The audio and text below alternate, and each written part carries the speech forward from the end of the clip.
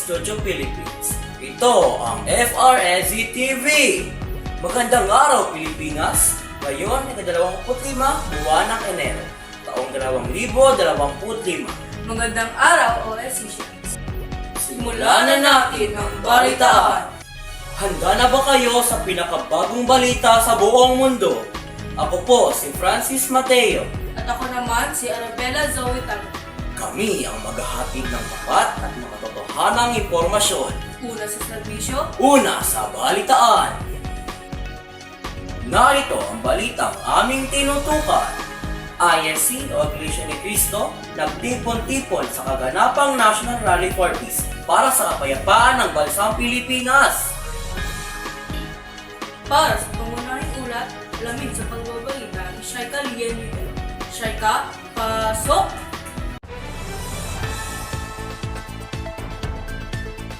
Maraming salamat, Soy. Magandang araw, Pilipinas. Ang Iglesia ni Cristo ay nag-oorganisa ng isang National Rally for Peace na ginanap sa iba't ibang bahagi ng bansa bilang suporta sa pagpapahayag ni Ferdinand Marcos. Ang pinakamalaking pagtitipon ay ginanap sa Quirino Grandstand, Maynila, kung saan tinatayang 1.5 bilyong kataong dumalo. Kasabay nito, nagkaroon ng rally ang 12 lugar sa bansa.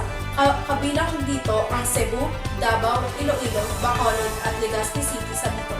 Shaika Lian Rivero, nagbabalita mula sa Iloilo. Balik sa studio! Maraming salamat, Shaika Lian. Samantala, tutuhin naman natin ang isa pang balita hatid ni Riza Rinricacho mula sa Quirino Grandstand. Riza, ano ang kaganapan dyan? Maraming salamat, Francis. Nasa Quirino Grandstand ako ngayon, kung saan siksikan ang mga tao ngunit mapayapa ang libo-libong miyembro ng Iglesia ni Cristo para ipahayag ang kanilang suporta sa Administrasyong Marcos at Duterte.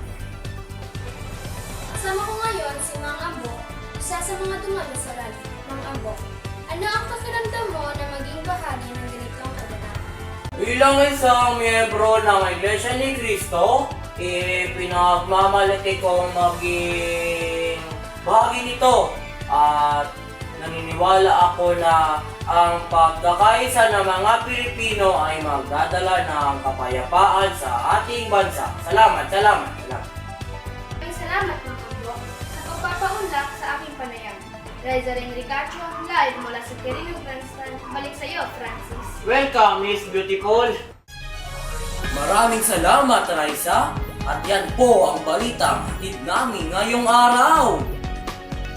Mula sa OSCS Studio Philippines, ito ang FRSZ TV.